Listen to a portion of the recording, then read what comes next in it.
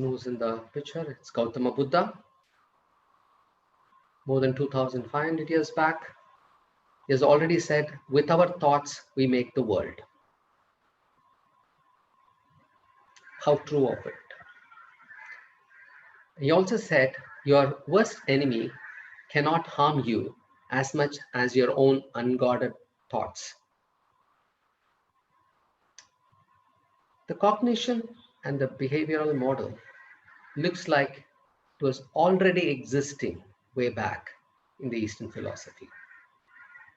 Even wherever people teach cognitive behavior therapy, I've heard most of them talk about there is a similarity between the Buddhist philosophy and the Eastern philosophy and the cognitive behavior therapy. Well, we are going to see how this was developed. What is the link between the Eastern and the cognitive therapies? The cognitive behavior therapy is a subset of mindfulness that derives from the Eastern philosophy.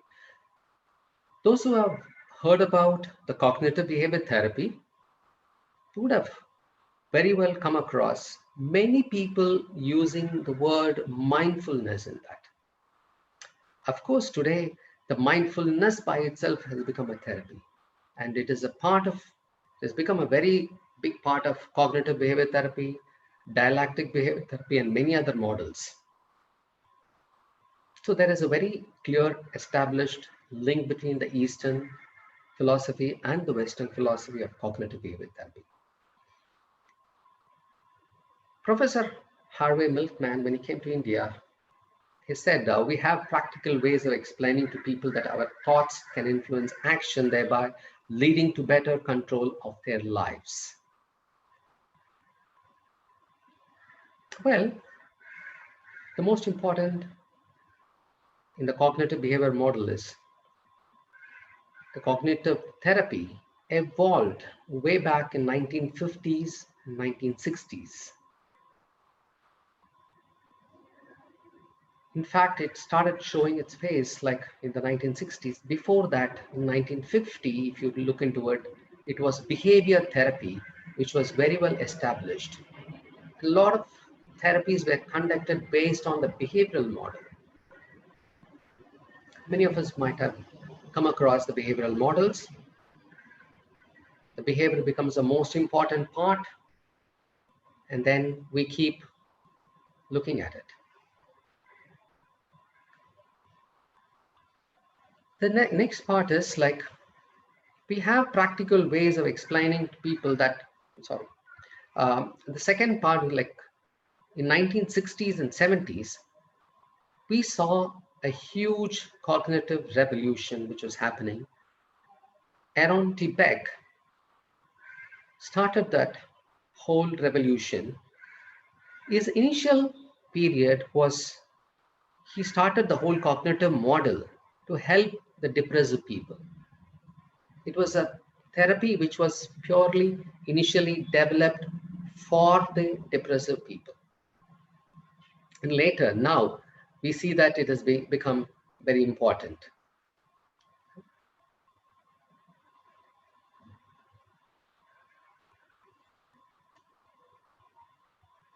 The first wave of London, especially Aaron Beck was in London, like you saw that initially it was the behavioral model which was very famous, which was there, and everybody would have heard about Pavlov experiment, the dog, the stimulus, and the unconditional stimulus.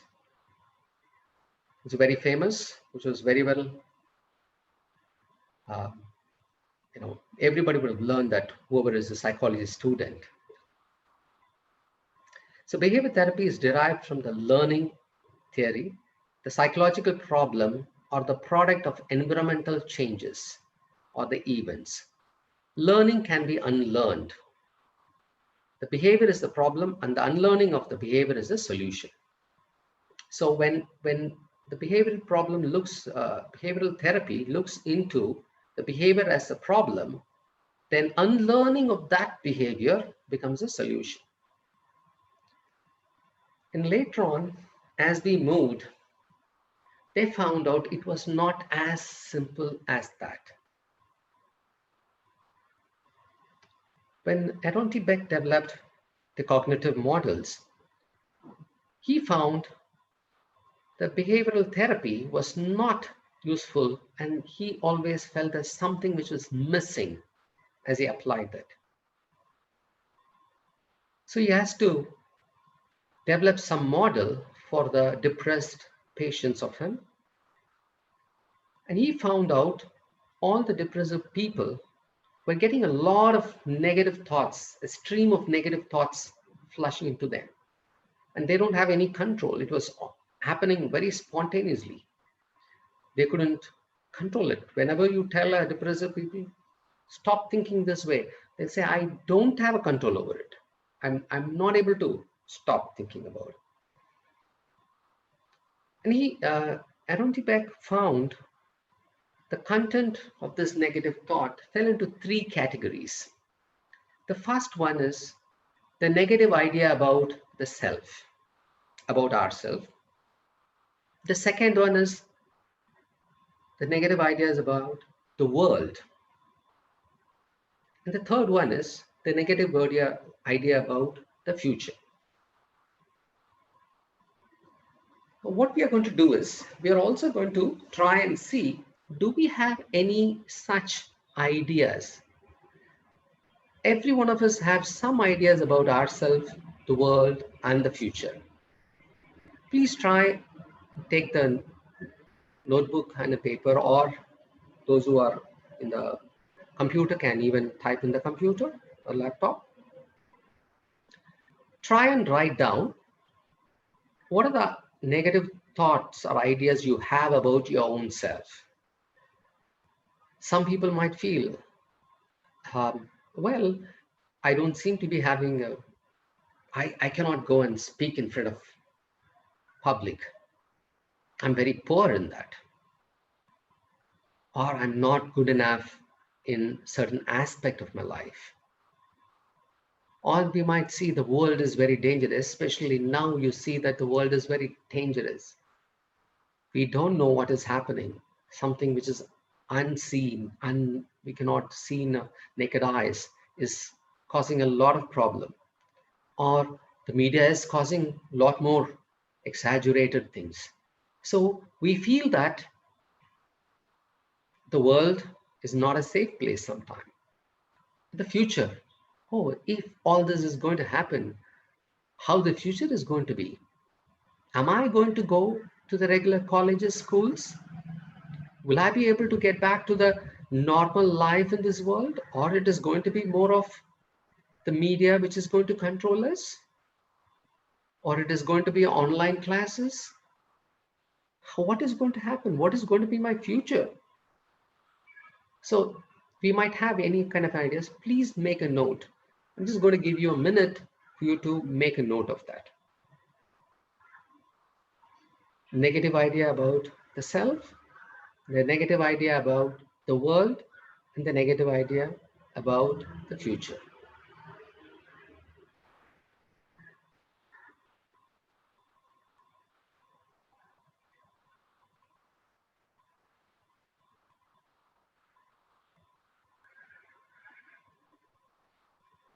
I'm waiting so that you will be able to write down.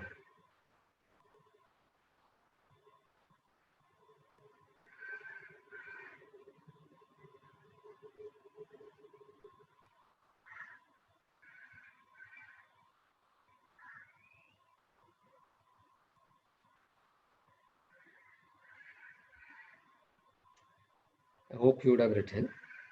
Good. This kind of, when some people have a very strong ideas, which are very powerful, they start abstracting our life. And if these kind of thoughts are there for a very longer period of time, it starts becoming, the emotion starts becoming growing bigger and bigger. And finally, it can hamper us from leading a normal life. So Beck started identifying people's thoughts like this evaluating those thoughts and found that they were able to be helped better when they are able to rationally and change this irrational thought to the rationality or to the realistic way, because sometimes we think about the future as it is going to be very gloomy, but is that the reality? Maybe not. We don't know. So now in what way are we anticipating that? So now when we look into the reality, then things become much better in functioning way. And now we are going to go into a little theoretical aspect of what CBT is. CBT also is a very strong theoretical foundation it has. So we really need to know what it is. Initially developed by Beck for depression, it is a short-term structured therapy for understanding and managing emotional problems. It is very much a short-term, and it is also very beautifully structured. And it assumes emotional difficulties are underpinned by distortion in thinking and information processing. So there is a bit of an assumption where it says all of our emotional difficulty or most of our emotional difficulties are underpinned by the distortion in the way we think and the way we process certain information. And it focuses the link between how a thought, the feeling, the physiology, and the behavior. In the recent past of the times, they're also taking the consideration of environmental factors which is happening, like what is happening today, pandemic. Now, this is also something which is very important. What I want you all to do right now is think about a problem, a very simple problem. It can be something like, well, I'm not able to go out of my home now because whenever I have to go out of my home, I have to wear a mask. And every time I'm going to go with a mask, it is very uncomfortable. Something abstracting, I'm not able to be myself. It's not comfortable wearing the mask and speaking. Initially, I had that problem when I started getting to my clinic. Wearing the mask and speaking was a little uncomfortable for me. It took me a few days for me to overcome that discomfort. So what are your thoughts you will have when you have certain small issues?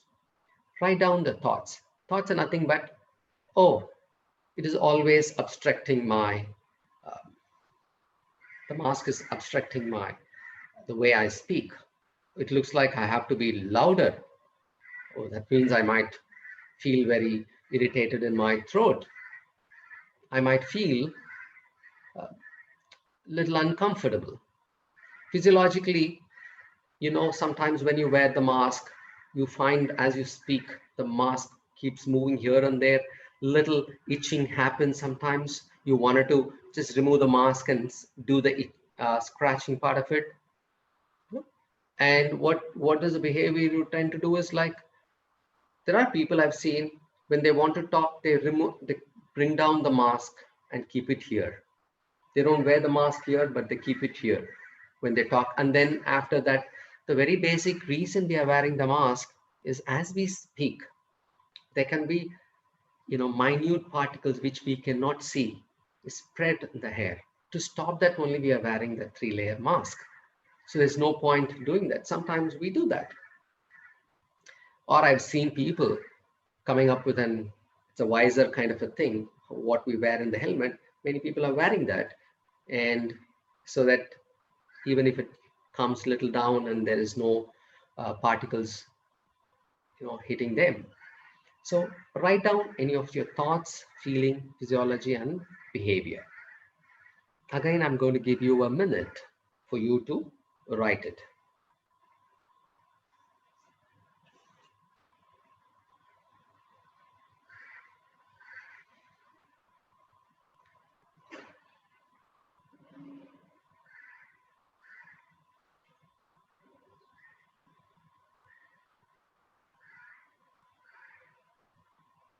Take a simple problem, can be anything. Think about, when you think about the problem, what kind of a thought do you get? When you get that thought, what kind of a feeling you have? Or sometimes feeling is most easily identifiable, then try to get into the thought. And sometimes you might be able to easily find out the physiological sensation. If you're angry, sometimes you'll feel that your muscles are very tight. That's a physiological sensation. And sometimes when you're anxious, when you're very nervous, you feel that the throat is dry, the mouth is dry, and you feel that you wanted to sip a water, or whatever it can be. The behavior could be uh, avoiding, shouting at people, screaming at people. These are all behaviors. I hope you would have written. Now, what the CBT does is it looks at identifying such thoughts and challenge the negative part of the thought. And it helps the people to enable to cope with the circumstances. As I said, so I find it very difficult to wear the mask. If I'm going to think, how can I counsel with the mask? I'm not going to use the mask. I'm going to be like that. Let me see what happens. So that definitely it is not a very healthy one. Or if I'm going to wear the mask and every time I'm going to put my fingers and keep scratching and do all this, and that's also not going to be healthy. So I'm going to see what is the thought I have. And then I'm going to replace the thought. Oh, for the next few months, I might have to, it's for my safety. That's one of the reason I'm wearing the mask. So I'm going to wear the visor as well as the mask, even if the mask comes down. So the visor is going to protect me. So that's going to help. So till they find a vaccine, I might have to agree and get used to wearing the mask. That will be a replacement of the negative thinking, and it helps me to cope with that. It doesn't make me feel very irritated or frustrated when I wear the mask. And CBT is a very collaborative in nature. The client and therapist are equal. They are not one up and down. Yesterday we saw about REBT. REBT, the client, the therapist is in an authoritative mode. Not authoritarian, but authoritative. But here it is more of equal. It is the therapist and the client are on the very equal platform. And they're very collaborative. Every time you ask the client what they want to work on, how they want to work on, are they comfortable? It is based on how comfortable they are, and then we are going to move. It involves formulating and mapping out the key thoughts, feeling, behavior associated with whatever the problem they are come up with. What is a formulation of mapping? I'll give you an example. If I am staying in West Sadapet behind the Sadapet Court. So if I'm from here, I have to go, let's say that to Ananagar.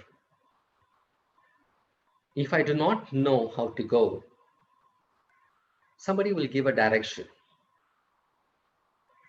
Go straight and take a left, and then the right, you'll find the court. From there, you take the straight road, keep going further, don't turn anywhere till you reach Gemini flyover. And in the Gemini flyover, you take the left. Don't get into the Gemini flyover. Underneath that, you have to go take the left. You will get a Nungambakum road. Then keep going further straight. The end, you'll see the Sterling Road. Take the right, and then again go further straight. Don't turn anywhere. You will almost hit a place called Iga Theatre. There you take a left. You keep going straight. Then you will get an arch.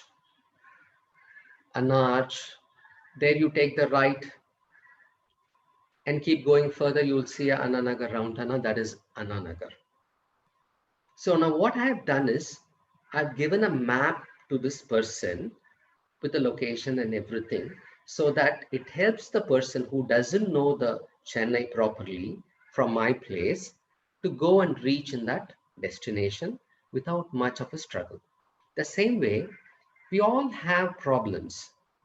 When we have a problem, and the problem has come based on the perception we have, that is a thought, and that has created some kind of a emotions, the feelings, and that has led to some kind of a behavioral factors which is probably not helping us. So we have to look into that, which kind of a thought brought about a negative feelings, which brought in a unproductive behavior, what is it, who are all the people involved, what are the things which I'm doing. Everything is going to be very important. So as we do this, it will give us a map, so the client and the therapist will be on the same page. The client will be able to understand, oh, this is what I am doing. Oh, now I am able to understand it. It will be very clear for the client.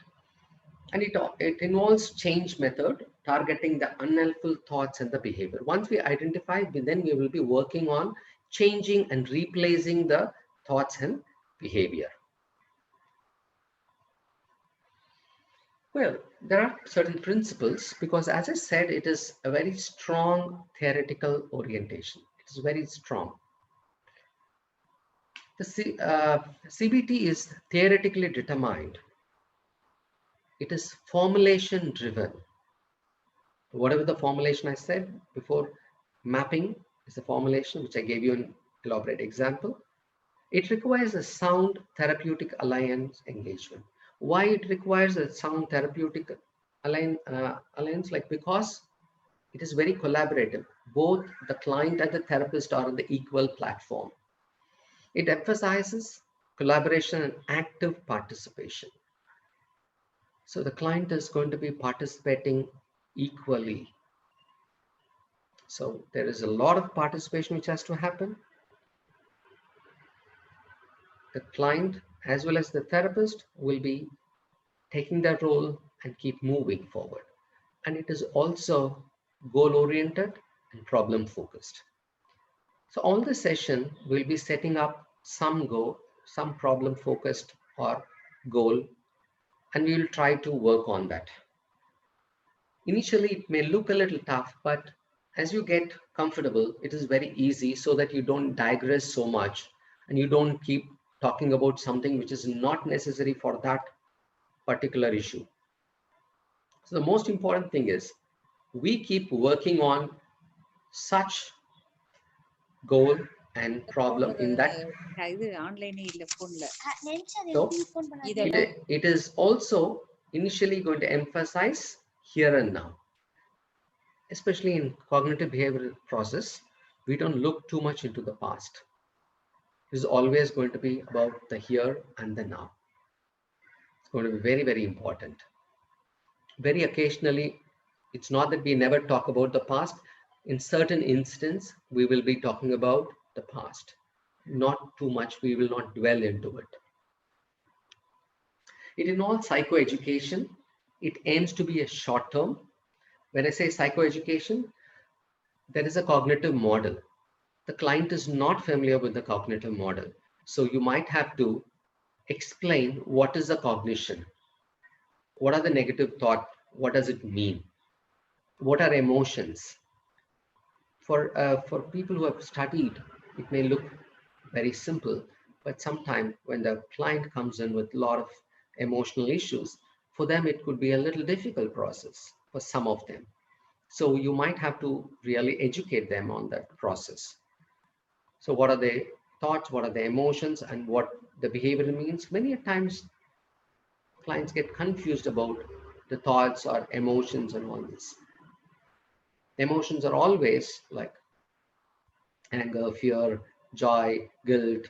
These are all emotional. Sometimes I don't like it, that's my emotion, they will say that. So they get confused. We have to educate them on the whole process. And it is a very short-term process. The sessions are very structured. It facilitates the client to identify, evaluate, and respond to the dysfunctional thoughts and beliefs. The dysfunctional thoughts and beliefs, why we use the dysfunctional is any thoughts and belief which doesn't allow us to reach our goal or dysfunctional. It is not allowing us to function in the normal way in our life. So it's called as dysfunctional.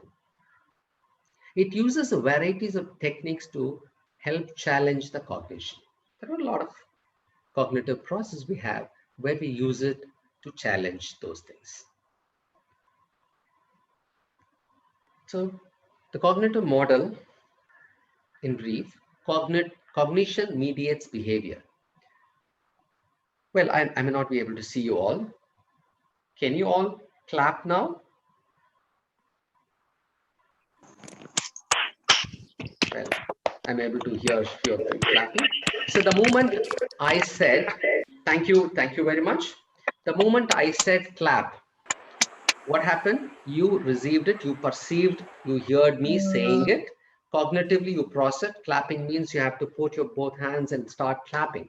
So you started doing it. Your cognition, which was inside your head, came out as a behavior. So cognition mediates behavior.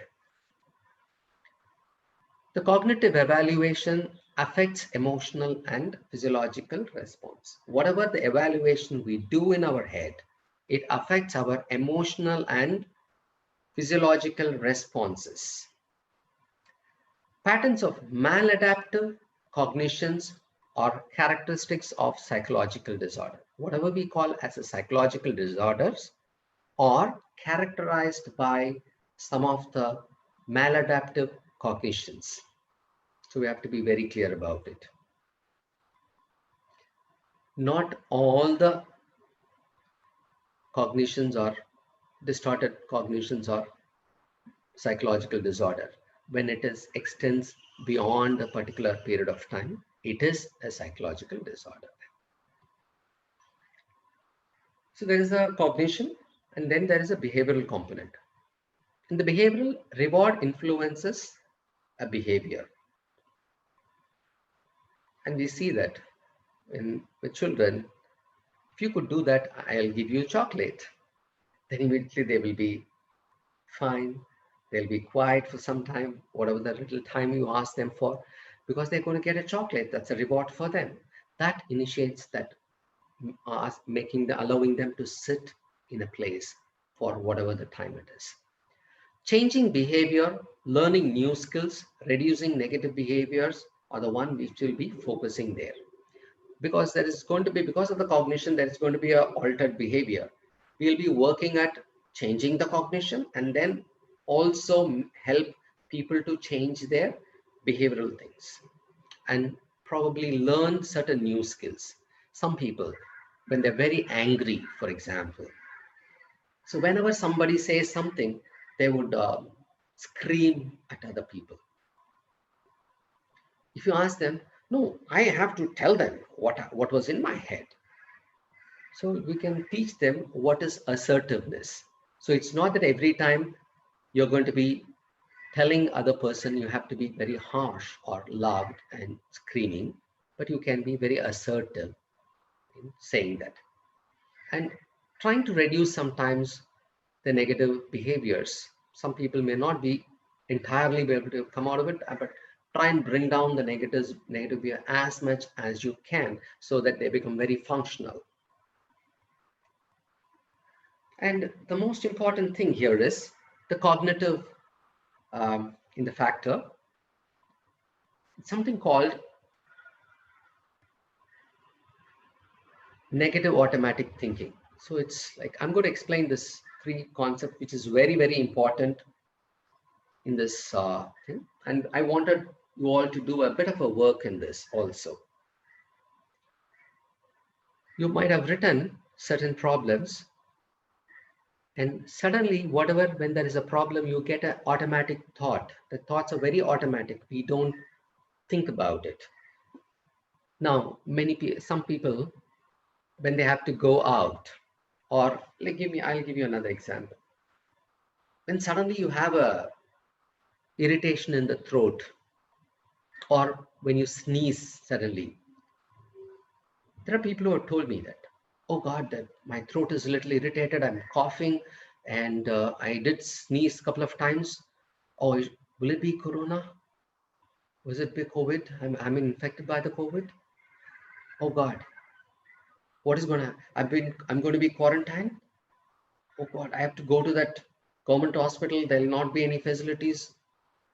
How will I stay there? I'm so used to staying in my home with air condition, in my comfortable bed.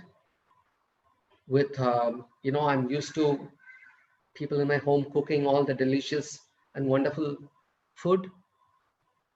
Oh, I heard that if I'm being infected by the corona, I'm not going to have the smell and the taste. Oh, that means I cannot even taste the food for some period of time. Horrible it is going to be. So these are all going to be a negative feeling, negative thoughts. So it is an automatic one. I am not thinking consciously to put in all this into my head. So it is a kind of a negative automatic thoughts, we call it. And if you put in a little effort, you will be able to identify those negative automatic thinking. It's a little easier if you put in a little effort. The core beliefs are very general. They are the bottom line. They are like a foundation for which the negative automatic thinking comes up with. And they are very generic. I'm hopeless, I'm useless completely. They're, I mean, they'll be functioning in some part of the area. Because they are not able to function in one part of the area, then they're going to say that I'm hopeless and useless. They will say, my life is done, over. I'm going to get COVID and I'm going to die and everything is done, over. And another part is dysfunctional assumption. I said the core beliefs are the foundation kind of a thing. And the negative automatic thinking are on the very superficial level. The dysfunctional one is in the middle of it.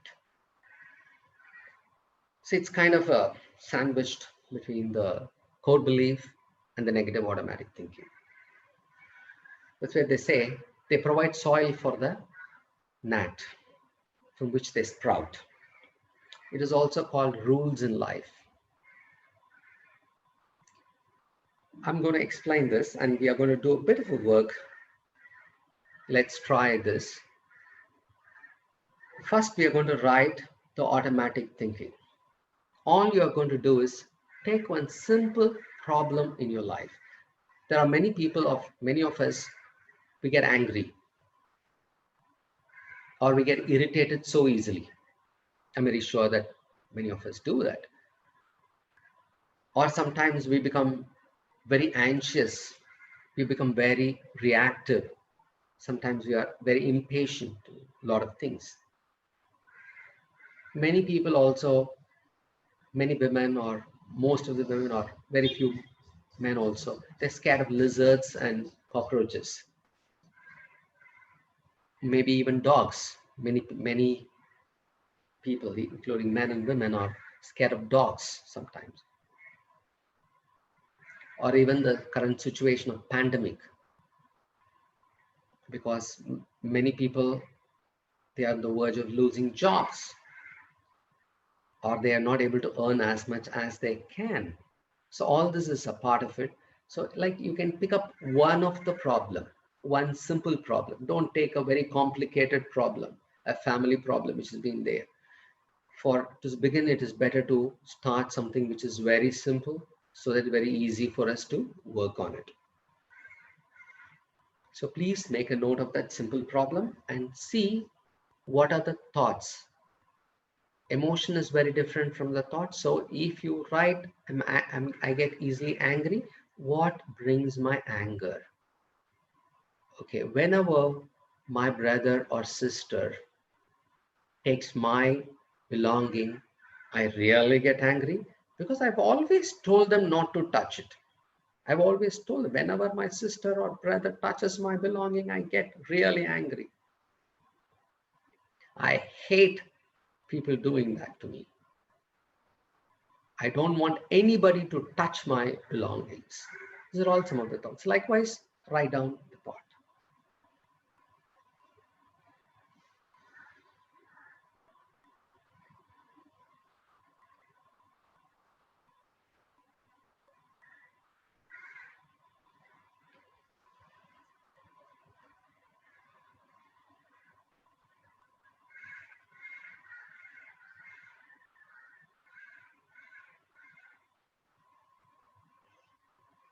You can take a time.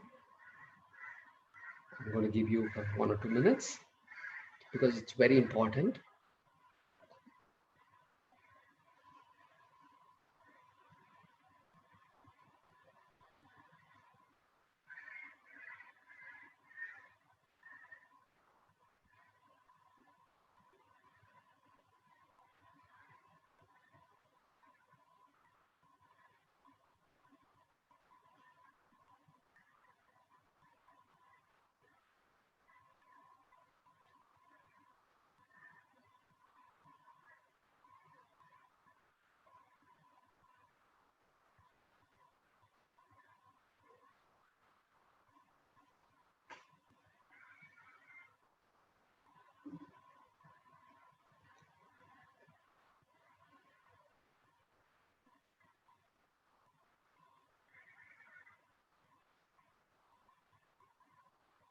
Hope you would have written it. Once you've written it, and then we are going to go to the dysfunctional part of it. We'll come to the core belief later. I'll explain you about it, why I'm skipping that as of now. The dysfunctional assumption, as I said, are kind of a rules. It's a very hard rule. It has should and must, like what we saw yesterday. There's a lot of should, must, and all this is applicable in the dysfunctional assumptions. There they call it as belief. Here it is dysfunctional assumption is separate part of it. My sister or brother should not use my belonging. Should not use my belongings. That means if they do it, I get angry because there's a rule they should not use it. Wherever I go, I must be respected. Must be respected. Wherever I go, I must be respected. So there's a must. So like should, must, all this form into a dysfunction because they are rules. Any rules we lay down becomes a dysfunctional assumption.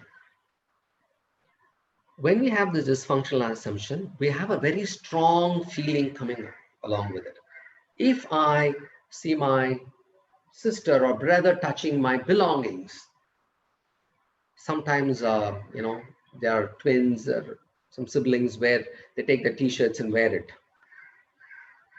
There are people I know, they don't want their comb to be used by anybody else. They dislike their siblings using the comb. They have their pillow, they have their uh, dresses, they have their mobiles or any other, even sometimes a PlayStation or anything. They don't want people to use it. To say they're very clear that they should not. Nobody should touch my belongings.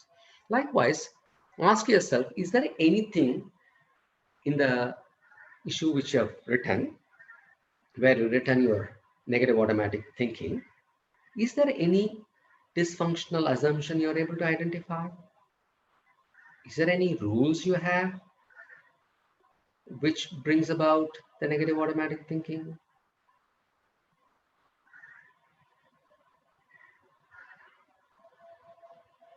Try, think, and try to write it down.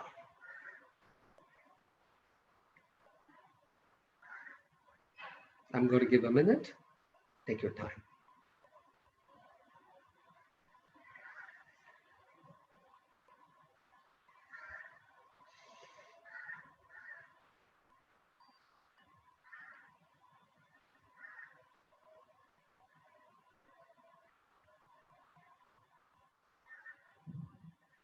Well, I believe you would have come up with that.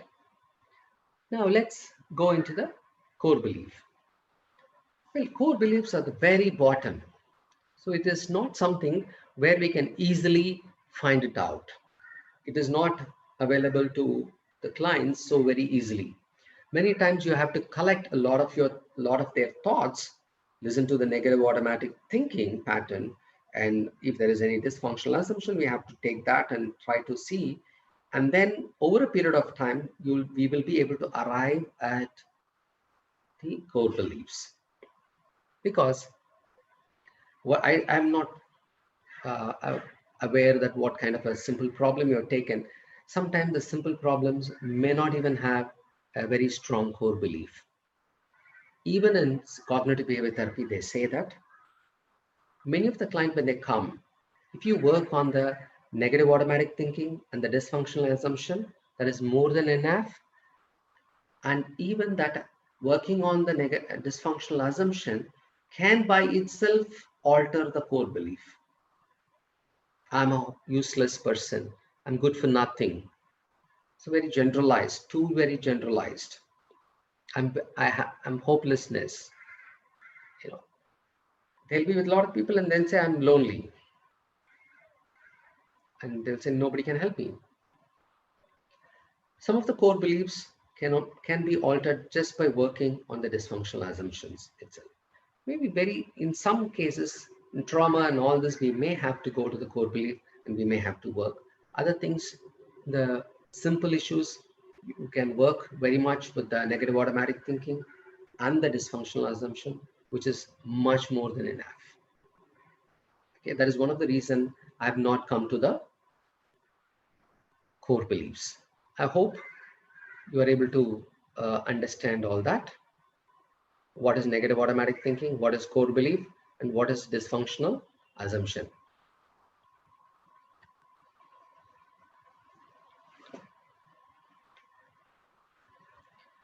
Now, the same thing which I put it here for you to understand, you can see that negative automatic thinking are more specific, more accessible, and easy to change. Whereas in the other side, you'll see that the core beliefs are, we have an example here, I'm unlovable, I'm useless, kind of a thing. It's very more general, but less accessible, hard to change also. We have to work a lot with them to change. And the dysfunctional assumption are in between. They're neither too easily accessible or not at all accessible. So that if people get to know me, then they will find out how useless I am, and they will reject me. I must be good, you see that? I must be good at everything I do. Otherwise, my uselessness will be revealed. So there's a lot of conditions. Whereas if you see the negative automatic thinking, they're more easily accessible. It's boring for me. When I'm with my client, when I'm with my friends, I'm not able to strike any conversation. I must be very boring to them. I really don't know what to say to them. And they might think that I'm such a person who's so stupid, who doesn't know even what to talk. So it might be if you think, put in a little hard work, like you will be able to understand. So I hope that you're all clear about what I've done so far, right? I'm just going to brief whatever we have seen in a little more way. So cognitive behavior therapy is very active, structured, and focused program. So in the counseling it's very active. Both people participate, structured and very focused. It is formulation driven. And it is based on the idea that our emotions are influenced by our thoughts and behavior. The emotions don't come by itself, because many of the clients will be able to identify their emotions very easily, not their thoughts. Behavior also is like identifiable. The next one is, if we can understand and modify our thoughts and behaviors, there's a good chance that we can feel better. So that is what in cognitive behavior therapy we tend to do.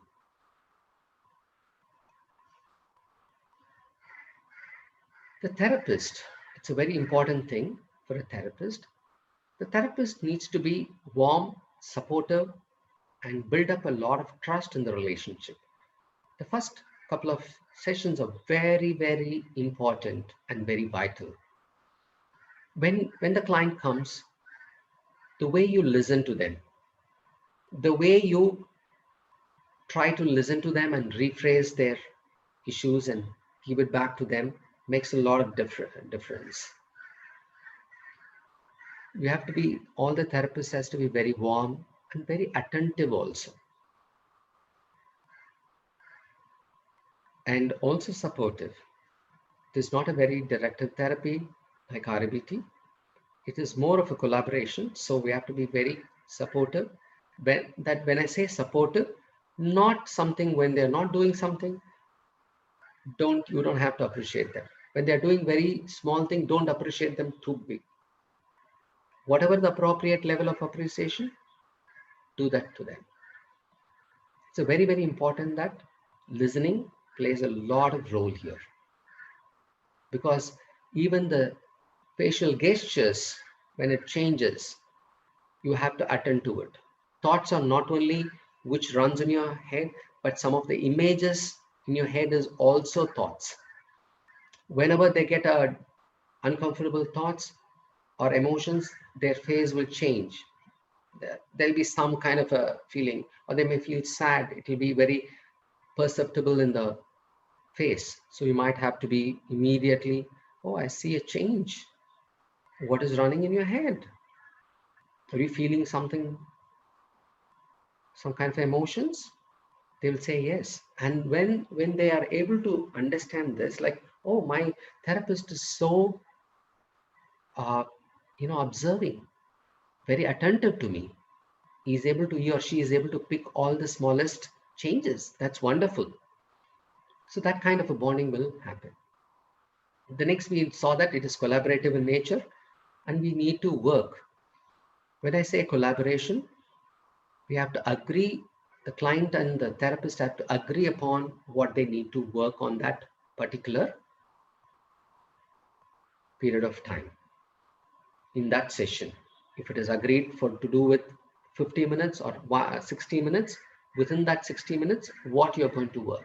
In case if they have agreed, then because it is also structured, when they agreed, then if they bring in some other issue, we can always say that, oh, we have accepted, the goal of the session is this, so we accepted to work on this. Shall we stick to this goal, and can we make a note of what you have said, and we'll work it out in the end, probably if you have time, or in the following sessions. Is that okay?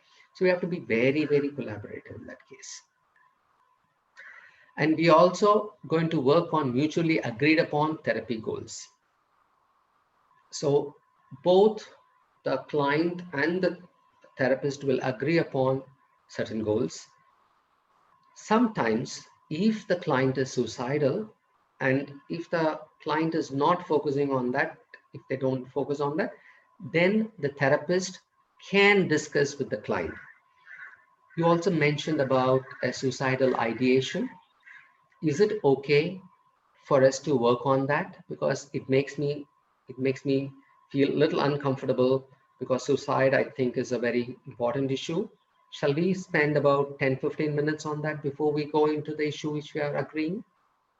So you can work on it, mutually agree, and then only you have to work on it.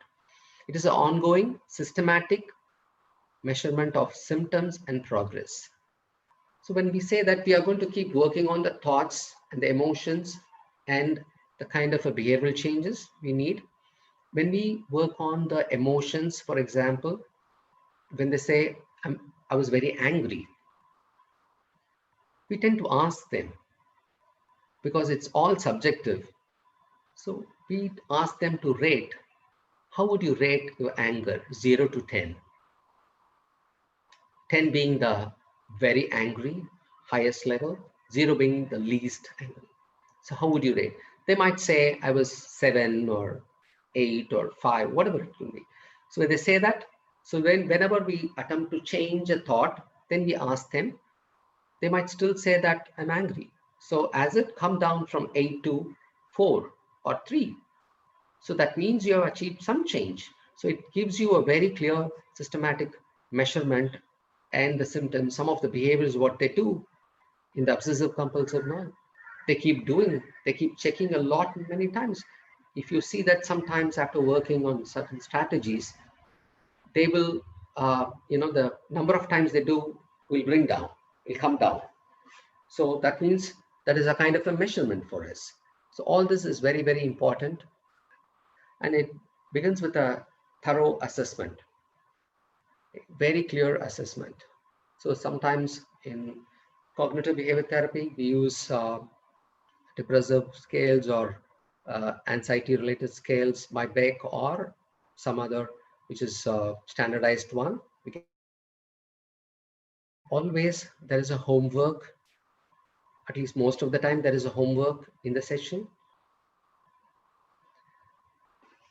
So whatever we have agreed upon in the session, we will ask them to go try it out. We might ask them to write down their thoughts. So between the today's session and the next session, if that is agreed upon, we're going to meet in the next week or after 7 days.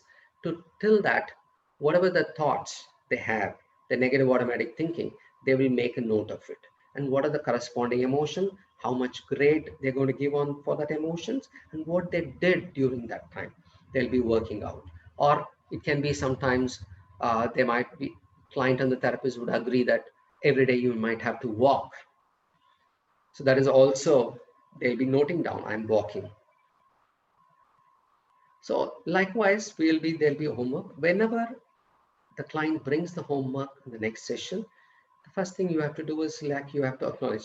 Some of the therapists, they say, okay, you've done the homework. Okay, very good. Please keep it aside. We'll start working. No, you have to look into the homework, what they've done, appreciate them. If there is any changes, appreciate and also tell them what needs to be changed in that. That's going to be very important.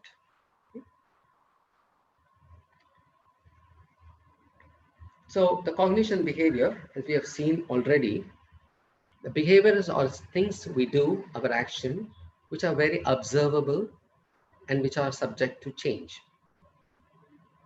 All the behaviors, most of the behaviors are observable. Even keeping quiet is a behavior and it is observable because he's quiet.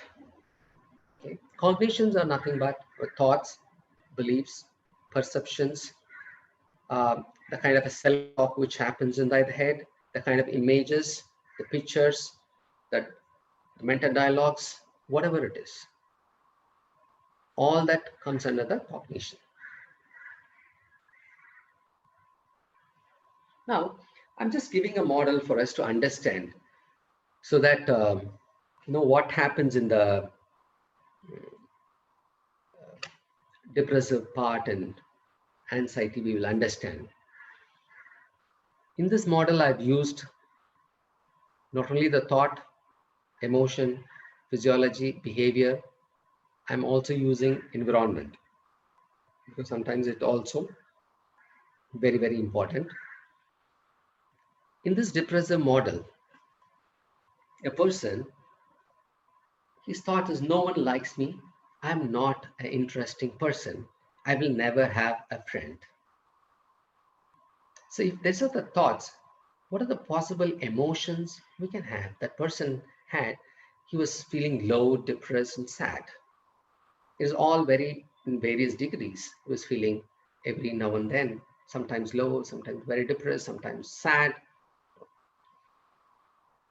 And whenever he felt that way, based on the strength of the emotion, the physiology changes. He started not sleeping well. He was not able to sleep. And because he was not able to sleep, he was also feeling very lazy the next day. He was not able to attend his work properly, so he was very lazy. He couldn't get up. The alarm has to go on and on, once, twice, thrice. He never gets up. Lazy. He wants to sleep because he has not slept properly, probably. He'll feel very lazy and he'll say, like, oh, I'm very tired. I want to sleep a little more time. And in this example, this person also had a low appetite. He was not feeling that, as if he was hungry. What if he could take about 6 idlis? He was only taking one or two. It was very difficult for him. There's a great reduction in the way he was eating. So it was like sometimes when that is happening, they will also feel very fatigued and tired. That's also a physiological sensation. The behavior, he was withdrawn from interacting with people because he felt people don't like him. So he started withdrawing from people. He was not interacting with anybody. He was not willing to participate in any social function. Even if he goes to the social function, what happens is, like, he tries to be in the very corner of the place. If he have to go, it's in the very corner, sticking to the wall. We say, no, just sticking to the wall. Is not mingling with people. And then he comes and says, see, nobody spoke to me. Obviously, right? So he's like, always he feels that the environment is very tense, and he was this particular person was in a place. It's a new place for him. It's a very unfamiliar place. It's a new this person joined a new college. It's very unfamiliar. It's a complete different language and all this. So it was like the living conditions were very different. It was this person was in southern part of the India, like Chennai. He moved where it was very cold. The climatic conditions also was very cold. It was very tense. There's a lot of, people were rude to them. They were upright. They were not actually rude. They were upright, answering on the face. So he found it to be rude. So and it was very unfamiliar. Since it was new, he was not very comfortable with the campus where he went, and he started feeling depressed. So this is a very, very important thing. Like, is a very depressive model which I've put in. I'm also going to show a model on anxiety. We will see that what happens in this. Here, the thought, this person had a thought, something bad is about to happen. Because there's the pandemic, there's something bad about to happen. Nervousness, anxiousness, panic. He was feeling very uncomfortable. And every time there is some kind of a changes, when somebody asks him to, oh, you have to go out and come, then this person used to feel very rapid heart increase. The heartbeat increases a lot. And we say, no, the butterfly in the stomach, there's some uncomfortable feeling in the stomach. And whenever the anxiety goes beyond, it gets into the panic, he has a very dry mouth. And he also used to feel a lot of nauseations whenever he gets up in the morning, because he has to go out. Sometimes he has to go for the work. He used to feel very nauseating. And he cannot say no because he needs money. So he has to go out. So there's a lot of avoidance. He never goes and meets people, never goes to the places which he used to go. Activities has become very less. He never walks. Earlier he was walking. Then it all came down to very low kind of an activity. Unless and until it is absolutely necessary, he never steps out of the home. The safety behavior, like instead of meeting a person, he will say, can I call and speak to you?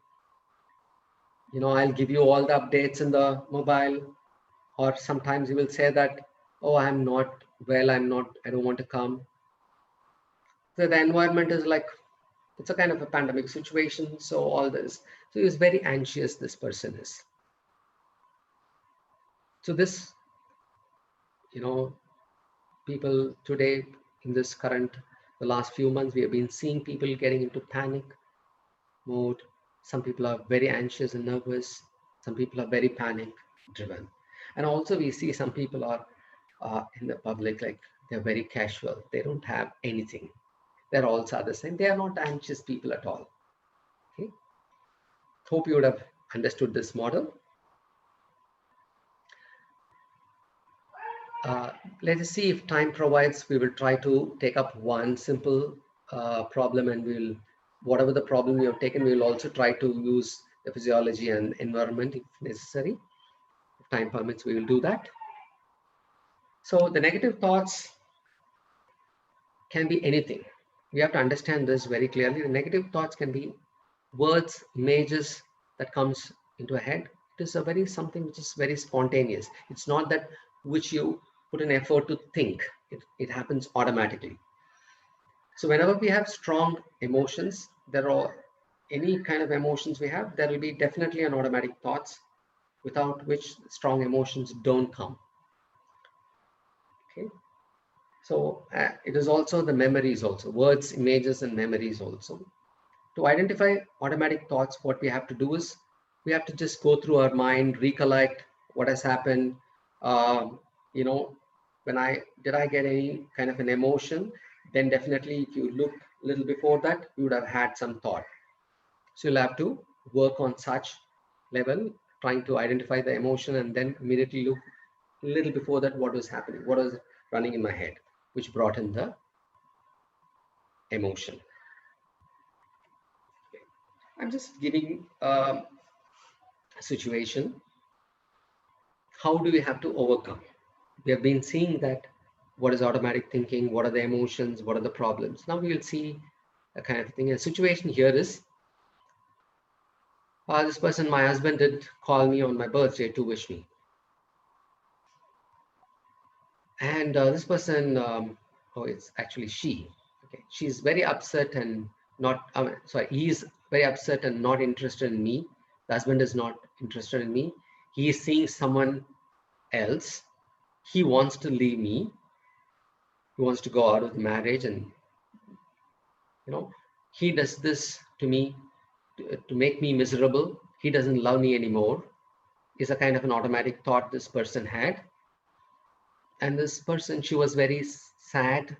I'm just put the corresponding thought and emotions. When he is very upset and not interested in me, it makes her feel very sad and scared that I'm no more an interesting person. Nobody will be. He's seeing someone anxious and jealous. Oh God, like he wants to leave me.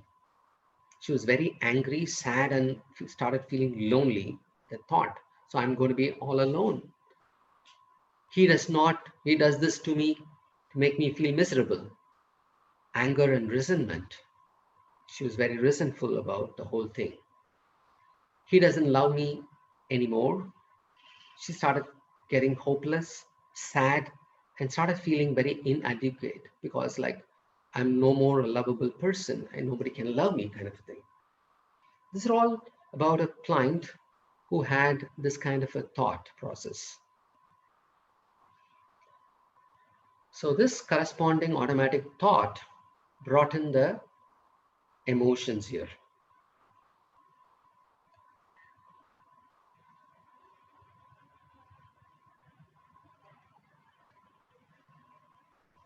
Now, when this kind of a thing which happens to us, now we have to understand one thing very clearly.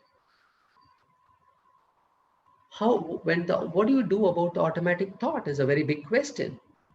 So you have to understand that these thoughts are not real. It is only real in your head. And actually, it may not be true. Ask yourself, where is the evidence that supports my thought? There is no factual evidence that he is not interested in me or he is seeing someone. There is no proof. She has not got any proof or any photos or anything. Like maybe he would have spoken to a couple of his colleagues, but doesn't mean that she's seeing somebody. So far, he has never left me, though he has forgotten earlier. So some of the anniversaries or some of the things which she asked him to get, he might have forgotten it. But it doesn't mean that he has always left every time he has forgotten. He is also a person who is not very expressive. Just because he's not expressive, that does not mean that he doesn't love the person. It's very, very important. Is there any evidence, that suggests that thought is 100% accurate and true? Basically, when she looks into it, similar situation happened in the past. He has forgotten the anniversary, but he has not left me or gone away with someone else. It has happened before. So he has not gone. Maybe he has forgotten. Based on the evidence, is there any other way to think differently? An alternative thought? This particular person, the husband of hers, is like very involved in the job. When he gets involved, he forgets everything. Almost he's only in the job. And he is also very passionate. Sadly so, she said, it almost feels like he gives a little less important than when it comes to job. He is not as passionate as he is with the job, with the family. Though he loves his family, whenever in the holidays, whenever they are able to go, he has always been with the family. He's able to buy things, get things. He makes sure that everybody is, the wherever the holiday they go, everything is done in a very nice way. The wife, the children, they are all fine, taken care. Nothing short of thing. He gives all the comfort. And he's taking care of all that. Then where did she get all this? So this will help her to understand the thought, my automatic thoughts are not true. It is very, very clear. It'll be easier for us to understand when she is able to do this work. Now, before we have questions, sir, do we have another 2-3 minutes for us to work a little bit, sir? Satyamurthy, sir? Yes, sir, we can. Can we take, sir, before the question? Yes, sir, we can. We have time. Yeah, we have time. Yeah. So what I want you to do is, you have all written about a problem. You have written some automatic thought and emotions. Can you, if possible, can you look into what are all the kind of evidence against that? Can you just try and work on it? Can you see that? What are the, what is the evidence? Ask yourself, if you have written some thoughts,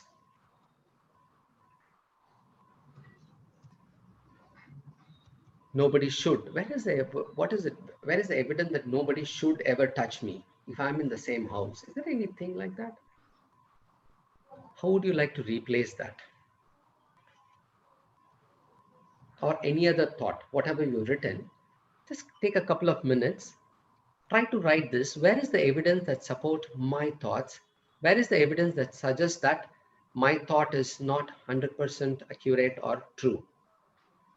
Based on the evidence, is there any other way of thinking differently, an alternative thought? Try and take a couple of minutes, and I want you to make a note of this. This is very, very important if you are able to come up with it. Because if you come up with that, let us try probably and ask in the end in the poll whether that you were able to come up, were able to give an alternative thought. Satyamurthy sir will ask a question probably if possible. Were you able to come up? Did it help you to come up with an alternative thought? I know it is a very short duration. Within the very small time, it is very difficult. I'm not saying that you should or must come up with an alternative thought. Give an attempt to it.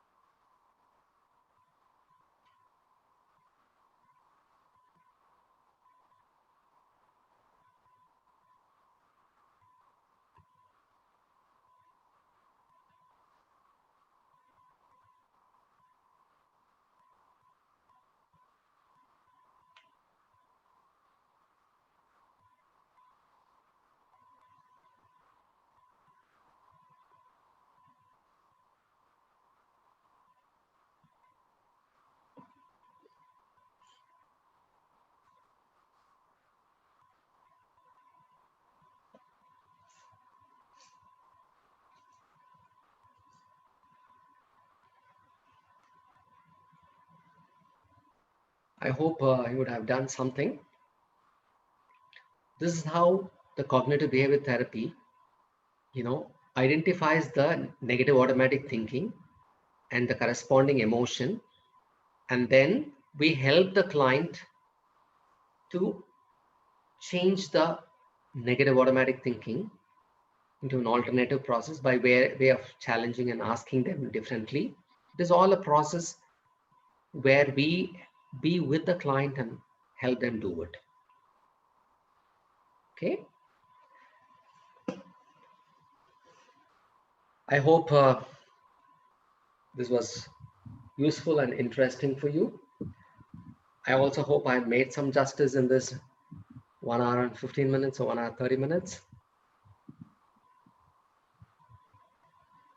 I'll see you all in the question answer session soon. Thank you so much for patiently listening and working out with me. Okay, good. Great. Thank you, sir. Now Thank you very much, sir. I request Govardhani to take over. Yes, sir. Yes, you can ask questions to sir. Sir will Yes, sir. respond. Good evening, sir. Good evening, Govardhani. That's a question from Ms. Vatsala Devi. What Yes. differentiates REBT and CBT? Both are cognitive models, but REBT is a very directive therapy, whereas CBT is very collaborative. As I said, it has a very equal platform and very much structured and very highly goal oriented. And a lot of research has been done in this compared to REBT. And it is highly driven by the theory. All the theories are scientifically based theory, whereas in REBT, there is a lot of philosophy related models also. If you see, very less, comparatively more research is done in that is one of the reasons more research is done in the cognitive behavior therapy. Directive model, very collaborative model, where there is a therapist can be an authoritative, not authoritarian, authoritative, but whereas here it is in the same platform, equal. Okay, sir. Next question. Sure. How can we apply CBT on severe depressive patients when they don't respond? Well, when the question is when they don't respond, do they not come to the session, or if they come to the session and if they don't respond, and if they're not able to say anything or talk anything, then they might also be have to be helped through some mild medication, and then the cognitive therapy has to be taken. Or if they are able to be a part of the session but not able to come out very so much, it will take definitely some time for people with severely depressed people. Slowly we need to encourage them, identify some of their emotions, and whatever they are doing, we have to have a daily activities task, ask them to start walking, doing some simple activity for them, not activity which is simple for us, for them. So we have to slowly enhance them, and soon they will come. Within few sessions, they will be starting to feel better with some physical activities. Yes, sir. Next question. Next question is from Ms. Megha Jha. If they don't know on what they want to work upon, then how can we apply CBT?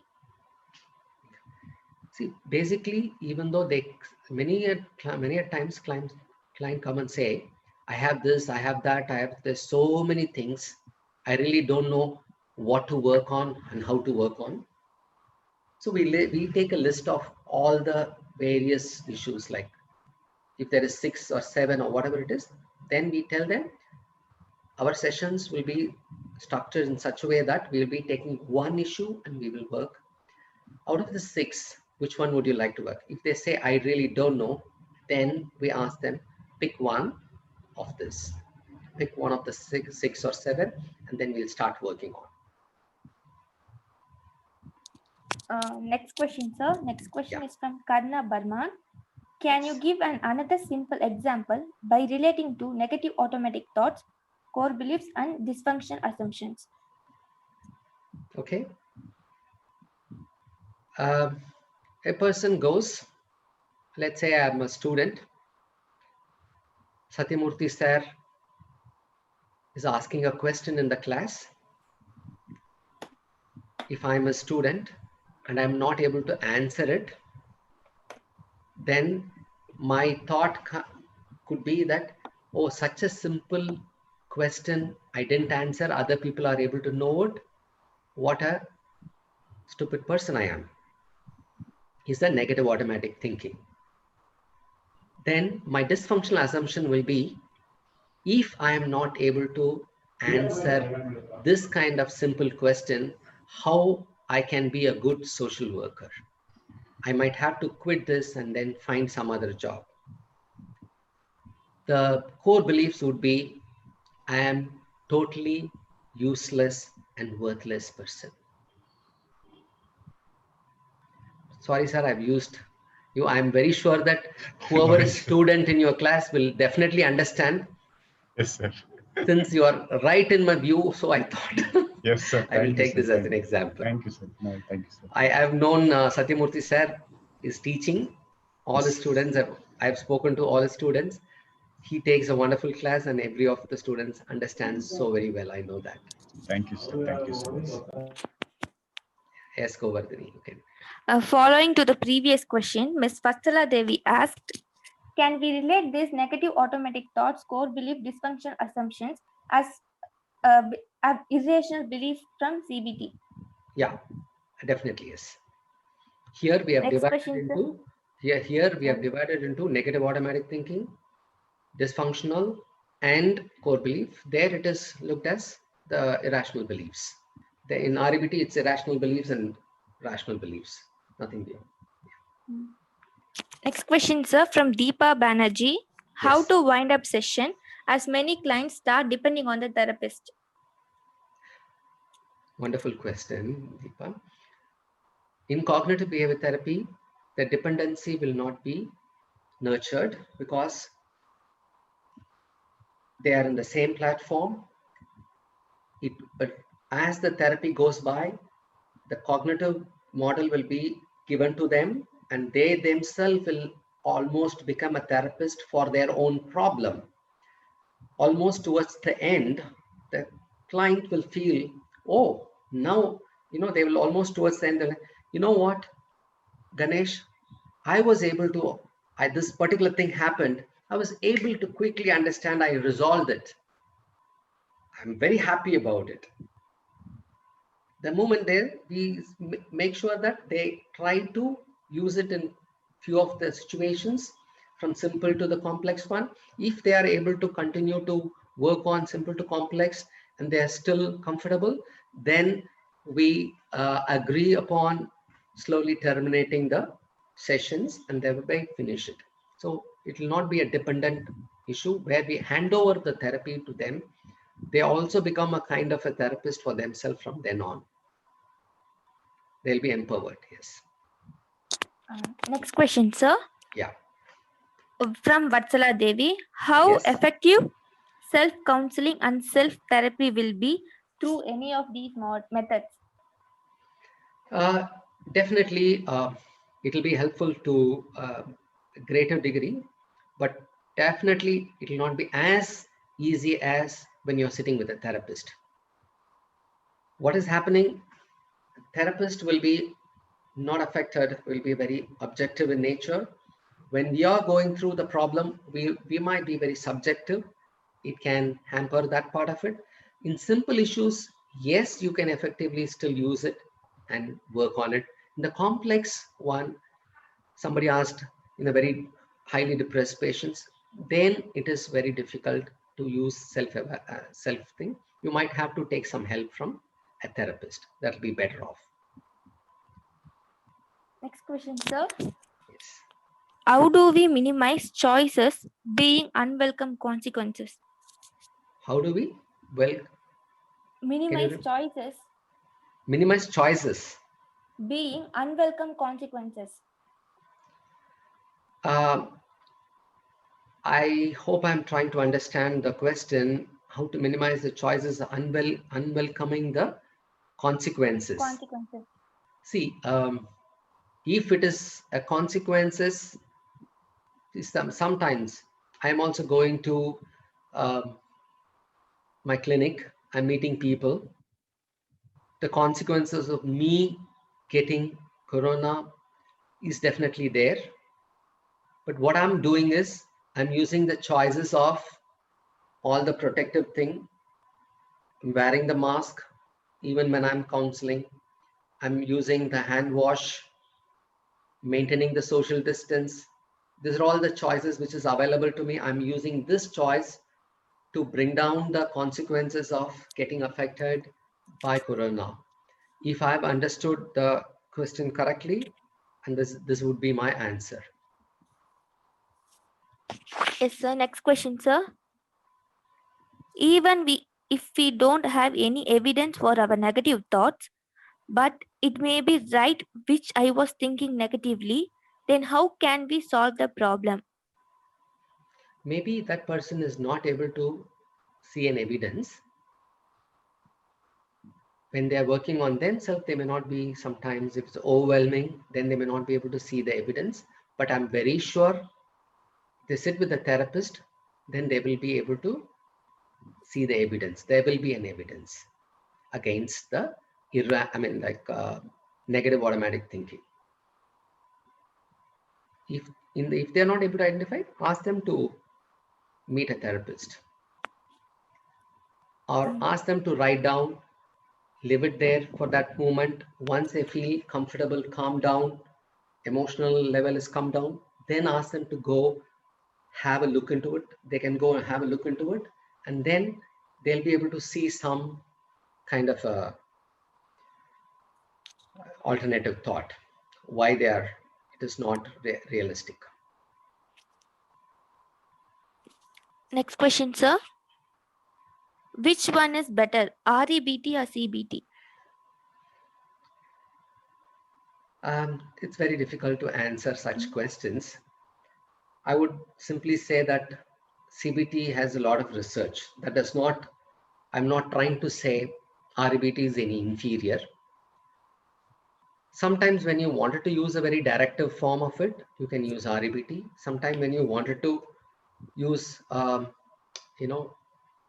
give the client the same platform and use it, I enjoy using CBT more than REBT, even though I'm familiar to both the cognitive models. Yes, sir. Next question, sir. Can you Yes. brief about using CBT in OCD? I wish I can brief. I can only, as of now, say CBT is very effective in the OCD spectrum of disorder, anxiety spectrum and OCD disorders, but I may not be able to explain in detail about how it will be used by making them, identifying the thoughts, helping them do certain activity, bringing down their anxiety level. We can definitely bring their obsessive thought patterns. It's too short a time for me to explain in detail. I'm very sorry, but I can definitely take that in a different forum and explain it, because if I'm going to take OCD alone, will take a long time for me to explain it. Yes, sir. Next question, sir. Does the CBT deal with only negative automatic thoughts about oneself or negative automatic thoughts about others also? Yes, I have already mentioned here. It's about self, others, and the world. Initially, I gave a writing. No, any thought, write a negative thought about yourself, about the world, and about the future. So definitely, it is all about three: about the self, others, world, and the future. Yes. Next question, sir. Yes. Believing in God for everything or believing in karma is irrational belief or rational? Okay. This is a very wonderful question and difficult question to answer in this forum, but every religion has their own belief. And once we are very clearly explained about whatever the religious rituals and all this, when we don't go beyond a limit, then it is realistic. If we go beyond certain things, then it becomes negative automatic thinking and dysfunctional assumption. For example, I would say breaking a coconut, and the coconut, something that gets spoiled, then some people, they say that your life is going to be disastrous. That may not be true at all. It is only a coincidence that 1 in 100 coconut can get spoiled because they're keeping it. Does not give a significance. Karma theory, they have their own, every religion has their own concept, and that has to be respected. And to what level you need to follow, you have to follow it. Not less, not more. Next question, sir. Does Yeah. confrontation play a major role in CBT? Concentration? Confrontation. Confrontation. We do confront. In RBT, the confrontation is straight. Here, we help the client collaboratively change. So the confrontation is not head on here. It is very smooth and soft. It will not look like a confrontation. But Next yes, question. there is a confrontation is there. Next question, sir. Yes. What is the impact on social aspect in CBT model? Social aspect and CBT model. Okay. See, basically, if you look into it in UK, in the last few years, the government has approved the CBT as one of the most important therapy. The other one is the interpersonal therapy. These two models, they have been using it very widely. And the government is paying and asking people to learn so that they are able to bring in the, emotional quotient a little better one. So definitely when we are able to help people in thinking in a positive way, which the CBT does, it is going to contribute into the social model and make better way of living. Definitely, yes. Next question, sir. Yes. How effective is CBT with psychotic patients? Well, with psychotic patient and schizophrenic, we have to involve the family members. For the family members, it will be very effective and they know how to work on it. With schizophrenic, for example, the psychotic people, when the medication is taken place and they are in well functional level, when they come to the very high functional level, and the functional, not very high functional level, then CBT will be useful. Yes. Last question, sir. Yeah. There are theories which says CBT and REBT goes together. Is it so? I mean the mixture of therapies. CBT and REBT are cognitive models. It's almost like two children of the same parent.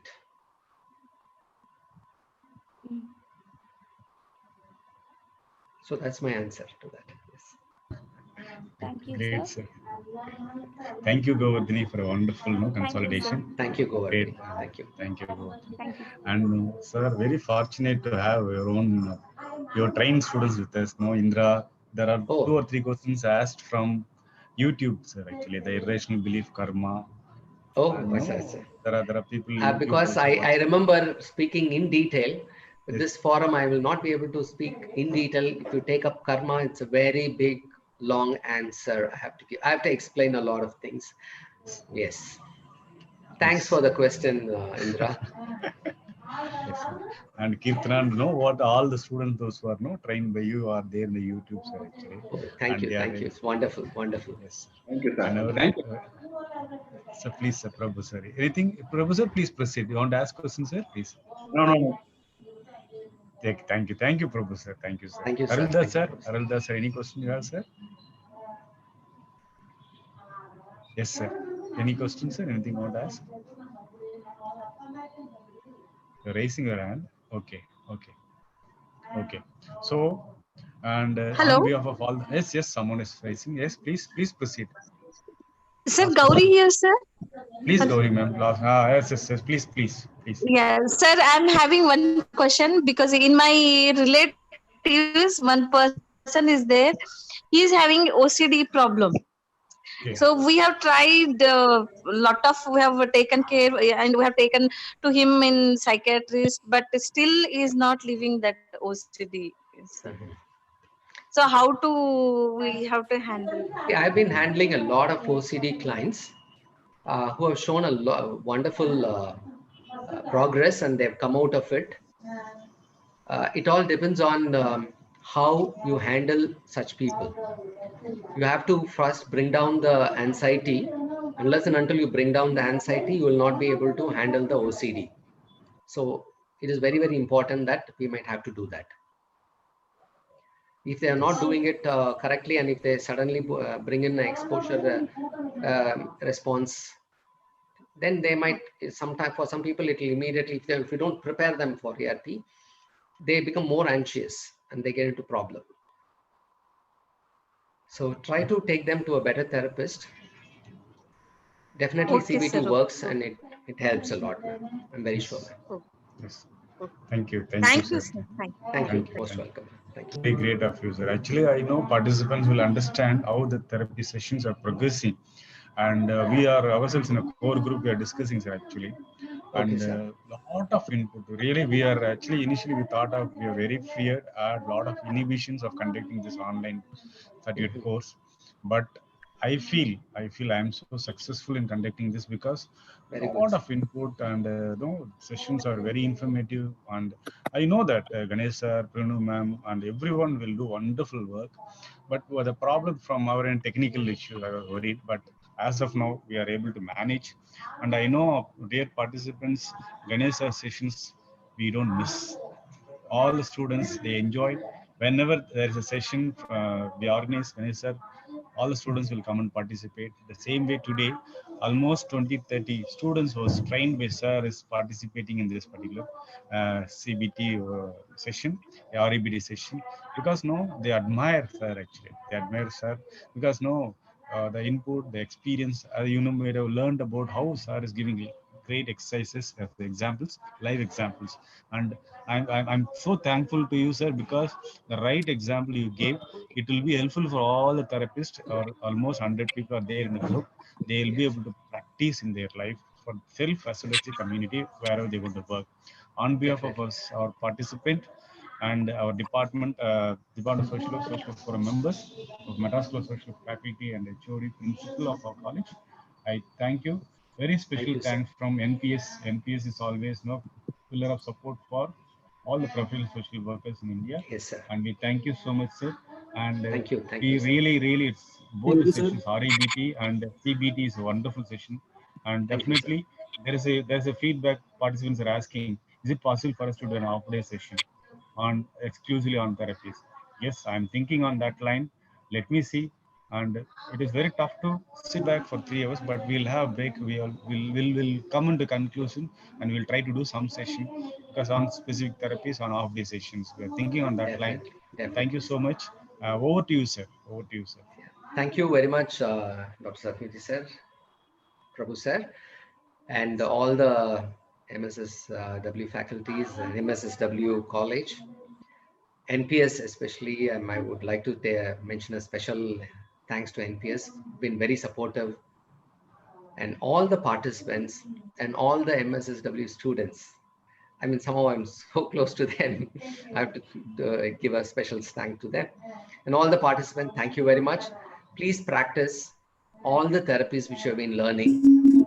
I mean, learning alone is not important, but practice is very, very important.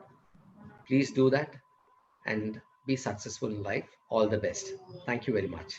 Thank you, sir. Thank you so much. Thank you so much. Thank you, Thank you. Thank you, Thank you. dear participants. Thank you so much. And we'll be meeting you tomorrow morning, and we'll have again wonderful session. Really, we have wonderful participants, and I really learned a lot of things from the participants. Really, a great group to work with. thoroughly I enjoyed. Thank you so much, everyone. Thank you, Govardhani. Thank you so much. Sir. Thank Thank you. you, Govardhani. See Sir, you. Bye. tomorrow, as it is 10 o'clock, right, sir? Same time. We don't have any change in time. 10 o'clock Okay. and 6 o'clock. Okay. Okay. Thank you, ma'am. Okay. Thank you. Thank you, Thank sir. you. Thank you. Thank you, sir. Thank you. Good Thank night. you very Have a much. Thank nice you. Bye. Good night. good night. Have a nice day. Thank you, sir. Thank you, sir. Thank you so much. Thank you very much, sir. Thank you, sir.